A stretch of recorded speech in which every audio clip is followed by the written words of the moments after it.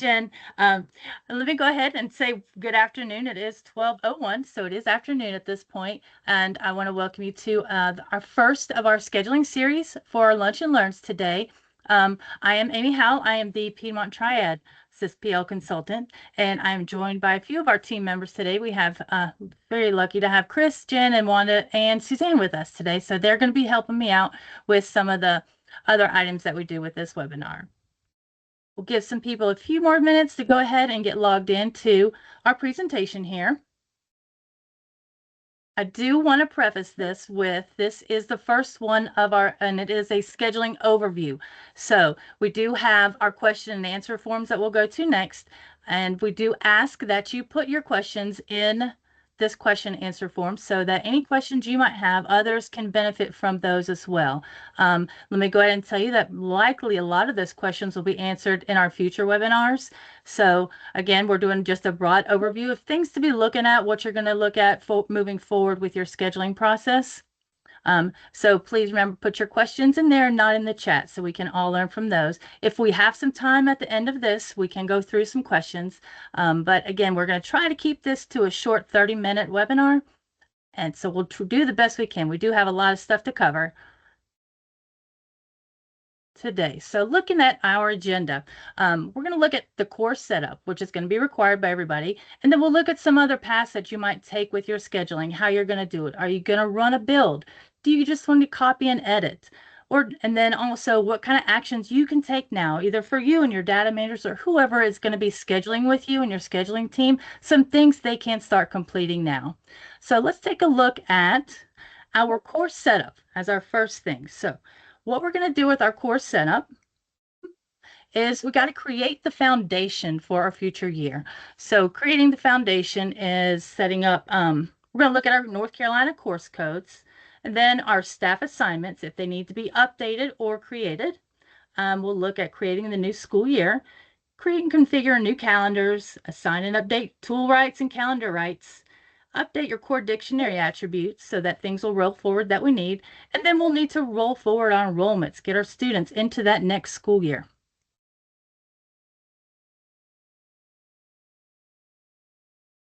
Okay, let's talk about our North Carolina course codes. It's always a fun one.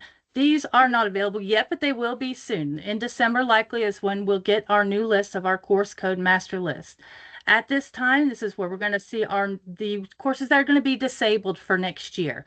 They will still be available. They'll just be moved to the North Carolina State Disabled Course Catalog, and that'll be done in January. You'll still be able to access these if you do have students that transfer in and you need to add grades to those courses. You can access them. You'll be required, though, to remove and deactivate those disabled courses at the calendar level when we go into our next school year. There's another link here for some more information on how to do that and how to deal with those disabled course codes. All right, next thing we'll do is look and assign and update our staff assignments. It might be a little early for this, but you might already know if you have some staff members, some teachers that are going to be changing. Either they're changing schools within your district, or they're moving out completely, or they're just not going to be working. They may be retiring. You can go in and create that future year district assignment for those with that new school year. Another thing is if they're going to change departments. If you have teachers that are going to be teaching science rather than ELA, go ahead and change those departments. That's going to be helpful when we're working in our scheduling and with our filtering mostly. All right, we are moving right along. We're going to go in and look at our calendar roll forward workflow. So this is going to be a big part. We got 3 steps to this. We got to create the new school year. Then we're going to roll our data forward using the calendar wizard. After that, we're going to complete our calendar cleanup, and there will likely be quite a bit of cleanup for this. Hopefully, we're going to try to eliminate that by doing our rolling forward our data a little differently. So if we look at creating our new school year, there it is. Okay, so creating a new school year. I know there's a lot of text on this, so I don't want to go through all of this with you. It is just creating the new school year. If we have your new school year screen set up there, make sure your screen is set up kind of how we have it here. We're going to label it with that 26-27 school year. The start year is going to be 2026, 2027, and then your start dates of 7/1 and 6/30. So this does have to be created before you do that. You'll notice too that little active checkbox here. This is what's going to make that your active year. Don't check that yet. We don't want to have that checked. That's going to show what when we move forward, it's kind of like pushing the button. Okay, we don't want to push this button. We need to keep our year 25, 26 until everything is completed, till all your scheduling is done, all your grades have been entered, all of that is done. And we do have a little note down here when we get to that point. That's when you're going to close your parent portal until you are ready to open up your next school year. Now we'll talk about creating your new calendar. So when we create the new calendars, we are going to use the calendar wizard. All right, this can be done at any time during the school year. It can be after the school year has been created. You'll create these new calendars by rolling forward the data that you want into your new calendar. So we are going to suggest that we use this multi-phase roll forward. And the reason for that is we have a lot of these, we've created these special period schedules that you guys have, and we don't want to put those section placements that have been assigned to them, sections and section placements. So we're going to take this in kind of stages. This is also, if we do a multi-phase and just do a little bit at a time, it's going to allow you to make your changes if you have major changes in your schedule. If you're moving from quarters to trimesters, if you're going to do a different rotation. If you're on a 6-day rotation and you've lost some teachers, now you're going down to a 4-day rotation. This will be the time that you can do that. So if you'll notice in this calendar wizard screenshot we have here, we'll select that second one which says create new calendars by rolling forward selected data. Okay, so that selected data is going to be shown right here. So with this multi-phase, we're going to go to the calendar roll forward, and you're going to roll forward, check everything right up to that sections and schedule placement. So schedule placements. So right up through the courses. So once we've rolled that stuff forward, we can go in, delete those extra period schedules that you have, and then we can come back and select all of the rest of these items that we need to roll forward. Put those in, and then once you do go in and create those new special period schedules, you'll use that copy section placements. And like we did that earlier this year when you created them at the first time.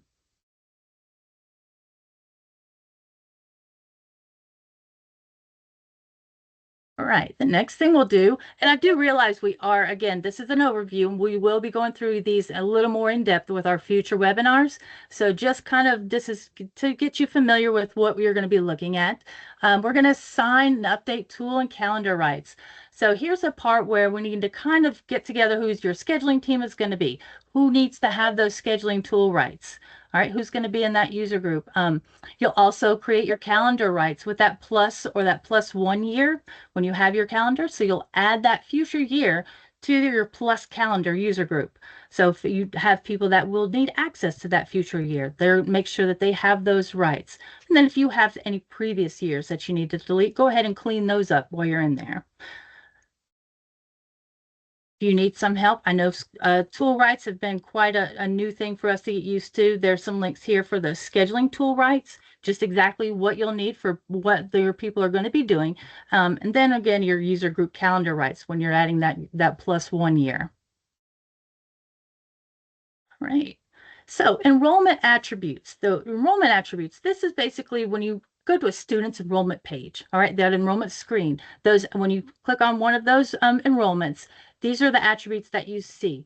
We want these to roll over. So to make sure that they do, you'll need to go into your core attribute dictionary, and you'll select, there's going to be a whole lot of things there. Just select that enrollment, and under enrollment, you'll find these 6 things. You'll find these 6 items. So we've got the admission status, the CRDC, School of Accountability, your resident district, resident school, serving district, and serving school. And a lot of these you've had to put in manually. And if you've done that, we do want that to roll over with those students. And so to ensure that that information is rolled over, go into your core attribute dictionary, select those items, and make sure copies forward is checked. That's our big takeaway here. That way, all your information will roll over with those students when we get to that point. All right, so now we're ready to roll forward the enrollments. So you've checked all those. All their information is gonna move. So this is gonna be done in the Enrollment Roll Forward Wizard tool. It's gonna create these enrollments, new enrollments for all your students into that future calendar that do not have an end date. So they have not been withdrawn. All right, so everybody you had that is a current active student will be rolled forward. We'll talk a little bit about the logic of this roll forward enrollment wizard. By default, the enrollment roll forward wizard is going to promote students to their next grade level. That would be in sequence. So if you have third graders, it's going to automatically put them in fourth grade. And it's also going to enroll them, put them in that calendar that they currently are in. Where this gets a little washy is the non-default logic. So this is going to be for when students are promoted to a next school. All right, your eighth graders that are going into high school, your elementary going into middle school. So for these, you are going to have to select those students, and you'll just select the correct destination calendar for them to go to. So these kids are going to be done a little bit differently. You're not going to do them all together with your other students. It may also, it's anybody that doesn't have a feeder pattern that goes right with that school. If you've got some students that are with school boundaries, or they're going to a different school of choice, so they may not be going somewhere that you're expected to have. So this is where you would grab those students with either an ad hoc or by grade level and make those changes. There's also this use, your future enrollment import is an amazing tool that's there for you. And there's a link to that. And there's this import that you can use. And there's a whole template that you can use for those future enrollments if you have some that are going to some different schools and you can't grab them all together. All right. Charter schools, when you're rolling forward your enrollments, if you are capped out at eighth grade, say, and you don't have another grade level after that, you won't roll those students forward. They will just be taken in. All right. Someone will get those. The new school will grab those up. So you do not have to roll them into any kind of future school to let them sit. Right, things to know for a roll forward enrollments, the enrollment cleanup wizard. So this is used to remove our future enrollments for students that have withdrawn.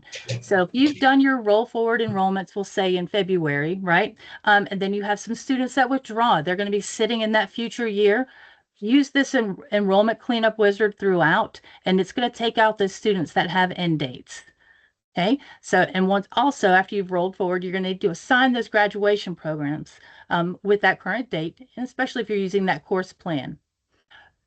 Remember too, when you do these roll forward enrollments, do it throughout, like do it multiple times, because you're gonna, if you do it in February, you might have students that enroll in March or April. You want to grab them all and not leave them out. So be sure to roll forward those enrollments as much as you can, and then use this enrollment cleanup wizard to get rid of anybody that might have withdrawn.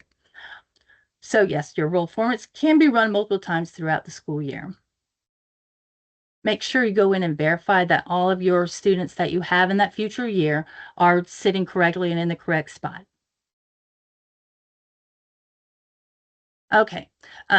This one I feel like we've kind of is a little underwhelming as far as what the scheduling board does. But like I said, we're doing an overview and we'll go into much deeper meaning and using this scheduling board and what these trials do. So just to kind of explain the trials, if you're used to PowerSchool, which is what I did scheduling with for so long, it's similar to a scenario.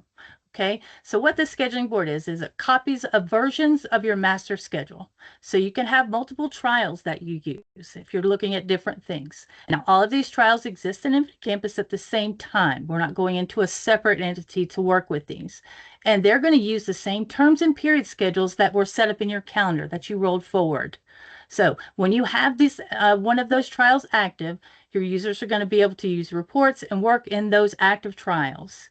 Now, the active trial can be changed as you so like that you need to work in, but please note this big important thing is something we talked about a lot is make sure you check the year you're in when you're working in your scheduling board and in these trials, because you do not want to be in our current school year and mess around with your schedule. So I don't know if you need to put a sticky I think Suzanne suggested maybe we put little boxes of notes on every single slide that says check your year. So that's something to really, really stress with your scheduling team, to check that school year when you're doing that. So with that, it's also recommended that only one person is working in that scheduling board, so we don't have too many hands in the pot trying to mess around and somebody make changes that you're unaware of. Now, once that scheduling has been completed, that desired trial is made active, and that is it. That is your schedule. Okay, there is no commit. That's it. That active trial is going to be the one that you use. All right, we're moving into our scheduling paths. So this is whether you're going to decide to, this is where your decision comes in. We're going to use a build and load. You're going to build your schedule from scratch. This will create new schedules it's going to be based on your student course requests, your staff assignments, what your school can have, and the students can be loaded or added through requests and rosters. So your build and load is what we're kind of used to seeing if you did scheduling in the past. You're going to build a brand new schedule based on it's a student-led schedule, what they've requested and what your staff can allow with what they have. The other option, which is typically what you'll see with a lot of elementaries, is your copy and edit. You're just going to copy everything over your sections and into your new schedule, and then you can make those adjustments from there. You'll go in and edit, what teachers have changed, if you need to add some sections here and there, and you'll do that. Now, those students can also be loaded in, or you can go through requests and rosters. We should be pretty familiar with that. I think most of us that did scheduling this year moved our elementary students into those using requests and rosters. But again, we'll have another webinar on how to use those. So when we look at that build and load path, there are some tasks that need to be completed. And I do feel like this is very, very down to what you'll have to do, what the requirements are, but you'll update those courses and course rules. You're going to add your course requests in, and then configure courses and your staff planners. Then you'll build the schedule, load the students, and you're done. Yeehaw, right? Simple, simple. But again, it's very similar to the process that you did if you did build a schedule in the past. Our copy and edit path is the easy peasy one. These are the tasks. You still need to verify your course information, that everything is set up correctly. You'll roll forward those sections so that you can do that. And then you'll go in manually and update those courses, your sections. And then you can we'll validate with reports. There's tons of reports for scheduling. And here's some of those. So some key tools when we go into scheduling and you've got your schedule made is requests and rosters, where you're going to grab a group of kids and move them into classes. Your course and staff planner, make sure those are set up, and then your scheduling board. So those are the big things that you're going to be working with when we're doing schedules. Now the reports, these are all canned reports that we have in Infinite Campus. You've got scheduling units. This will show your under requested students, your requests that are satisfied, and it gives your seat balance, your master schedule that we've seen, your teacher schedule batch. So this helps, how many different classes that your teachers have, if they have different plannings that they'll need to do, your seat count and your room usage, the student gap and gap filler. I think most of us use that this year as well, just to see what students, if you are missing a third period class, that's your gap filler for those. Those are great reports too for your counselors and whoever else is doing scheduling.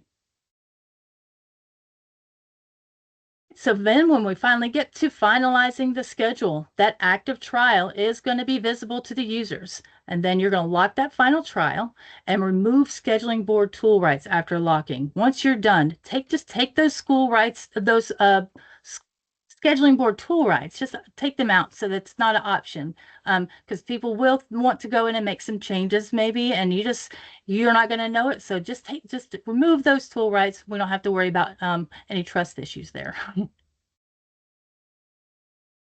All right, let's look at some things we can do now, some actions to take now. Your schedule planning, which is a big one, which is probably the biggest takeaway from this today that we need to start on working on, and then some work that we can actually do inside Infinite Campus. Scheduling planning. So here's the part we're going to get with your scheduling team. Determine who your scheduling team is. And now we need to figure out the information that you're going to gather. What new courses to offer for the upcoming school year? What courses are you not going to offer to students? Then you're going to define your period schedules. If you've got administrators that want to change it, if you've got to change your rotations and how many periods that you'll need. your teacher classes in your room assignments, your class size max, and then any new course links that you'll need to change. Now, the new grading setups change. If you have gradings, that's going to be different. If you have a change to standards, we had, I think, a huge increase of people using standard-based grading. And if you're going to make those changes, some that worked or didn't work for you, now's the time to start getting that information together so you can make those changes. And we need to decide how to create your student requests. If you're going to use those, you're going to generate those from the course plan. You're going to allow staff members to enter those for students. Are you going to allow students to choose from the portal? And again, those will all be covered how to do that in future webinars. But again, it's something that you'll need to look at. If what you've used to do, if you're still going to continue with that way that you've done it. Decide on your parent approval. Parents sign off on the course plan in their portal, or will parents only view requests created in the portal?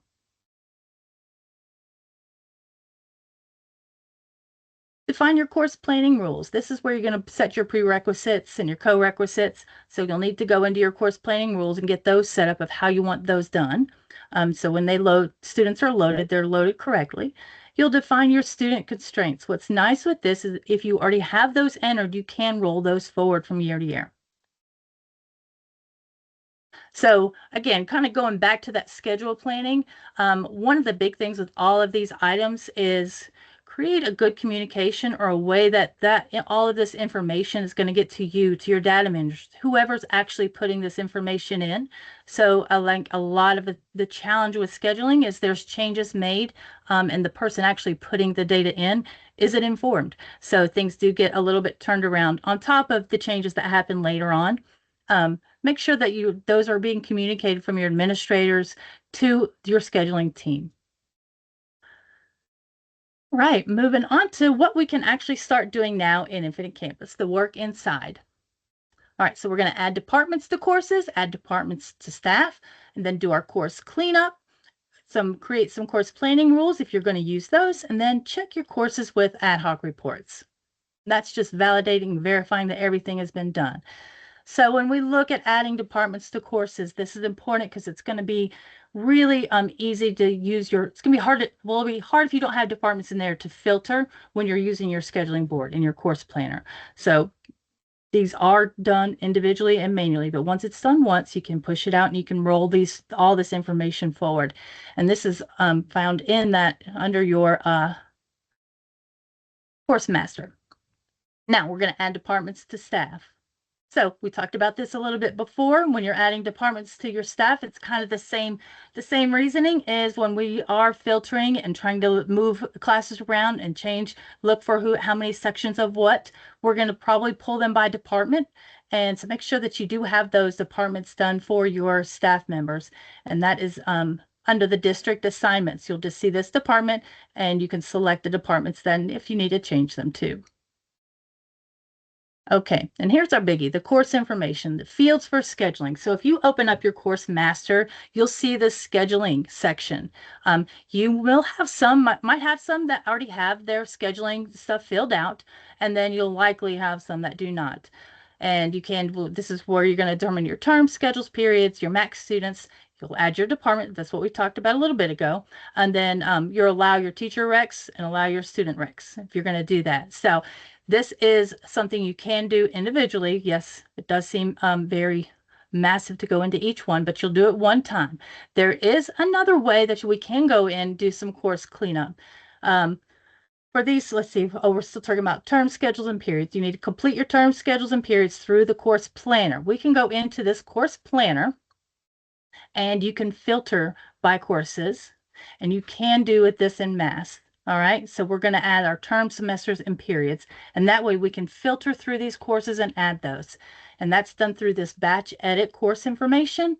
When you're in the course planner, you can do the batch edit course information. And you're going to filter what courses you need, and you can add the values of right here for our max students if you want to put those in, your terms, your schedules, periods. And you'll do the include, check that include button for what you're going to add. You're going to add whatever value you want to put in there. And then if you want to replace, so if you do have some that you want to leave, just don't do the replace. You'll just add to the ones that you need. So if you have your periods, you can do these by mass and not have to go into each course master and do these. So that's going to be a huge saver there to go into the course planner and add these fields. Okay, develop and refine our course planning rules if you're using these. So your course rules are going to apply to how your students can select the planned courses, how your courses are built in the scheduling board, and then the students, how they get loaded into your courses. So you can go into your course planning rules now and make those adjustments. Your course rules can be for scheduling rules within the same year, or your planning rules, which is going to be used for your academic planning, and that's for the course plan across multiple years. All right, now we're going to look at some of the reports that you can do. So this is an ad hoc, and I'm not going to go through how to create this whole ad hoc, but it is here for you. Take this, sharing is caring. We're going to grab this ad hoc and create the filter so that you can use this when you're verifying your courses are all set up correctly. And so create this, you'll grab these fields, put it in here, and this will allow you to make sure that your courses have what they need before you start your scheduling, because that is important that you have everything in this courses so they are built correctly in the way that you intend for them to be built. And yes, I know we're going through this very quickly, and this is, like I said, we're going to really try to do these lunch and learns and keep them at 30 minutes or 45 minutes, whatever it is, but try to do it. This is an overview, and we will get into much more in-depth for scheduling in our future webinars. And here's some resources and support that you can have, that we have for you to select. And when we talked about this, there's a ton of places you can get information. So we really wanted to try and narrow this down to the beginning part. What I really liked is the sample scheduling process checklist. If you like a checklist and you're going to go through and you're going to share that with your scheduling team, this is something Wilson County created. So take that, you can make it yours. It'll help with your scheduling and your planning. I've got a link to the lunch and learns that once we have these all in there, these are recorded and they are in our knowledge base under the professional learning with the rest of our webinars. The biggie here is make sure that you are getting this Infinite Campus virtual scheduling series. It is a 3-hour training that they offer to you, and it's for phase 1 and for phase 2. I think there was some question whether it was going to be available for phase 1 since they may have already had it. So, but it is. All you'll need to do, go into Infinite Campus and log into the support portal, and then you'll create a new training request case. Put the subject line in there as a scheduling series, and someone will contact you and set up that training with you and your people, your PSU, for this virtual scheduling. Chris, we talked a little bit about another resource that we don't have in here, but they do have access to in their Infinite Campus. Can you chime in on that a little bit? Yeah, I'm going to switch over and share my screen Sure. real quick, Amy. Mm-hmm. Also, while I'm doing that, I just want to say thank you, Pam Batchelor in Wilson County, for being so free and sharing with that, because it has turned out to be a huge hit. So thank you so much, Pam, for sharing what you all do in Wilson. One thing that we wanted to show you all that we think is a great resource, because it's already built into the system. A lot of the things that Amy covered, we have in our NC SIS knowledge base article, and that stuff also exists within Infinite Campus. If you were to go into your main menu and scroll down to scheduling and courses, when we look at the scheduling area, if you were to click on Scheduling Center, what it will do is bring up the scheduling center for you. Is essentially that checklist, right? It's going to tell you, hey, if you're going to need to do calendar setup first, there are 9 steps in that process, and it lists all 9, and it tracks where you are with each one of those structures. Also, with rolling forward enrollments, that part of the checklist is there, and it shows you what you have done and what you still have outstanding. It'll even break it down by grade level to show you what grade levels have been rolled forward. If you scroll down, it'll also give you some of these enrollment reports you may use as a resource. Another thing that I want to show you below this area is user security. I know we've mentioned about those tool rights, who needs to have access to what, and setting up those groups. There's your section on what you're doing with those user rights. Also, it's going to show you your courses. Have you updated the courses and added departments to the courses? So I think this is such a great resource that is already built in here. It does talk about the academic planning piece, which we'll do in another lunch and learn later. So I just wanted to show you that you have access to it. It's built in. If that works for you to use that, please feel free and share it with all the folks in your PSU. Wonderful. Thank you for sharing that in there. And we will likely go ahead and put some kind of link of how that works in here at some point. I'll try to add that in.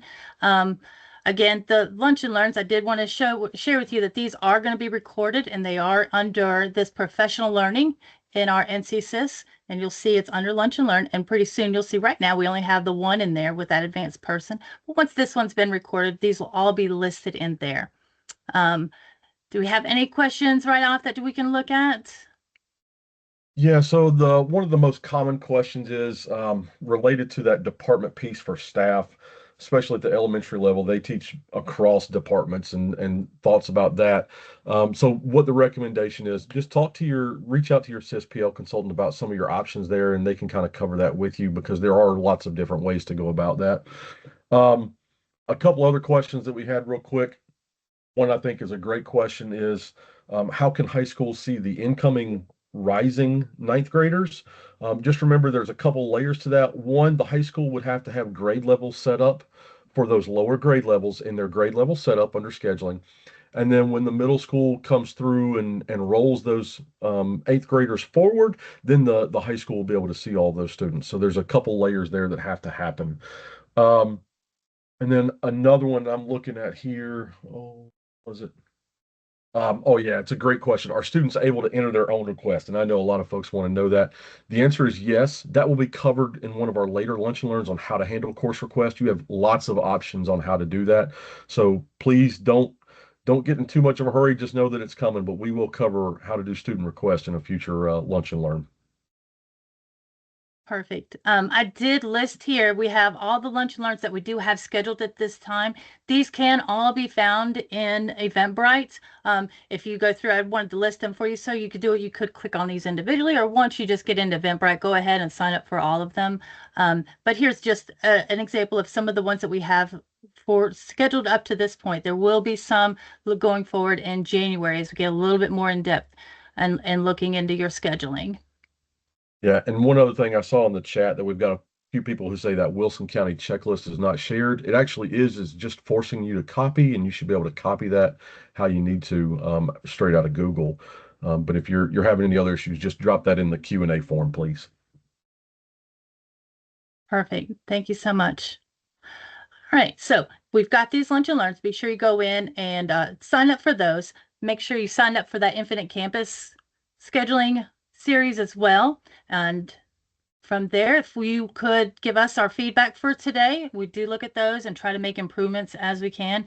And we will look forward to seeing you at our next lunch and learn. Thank you so much.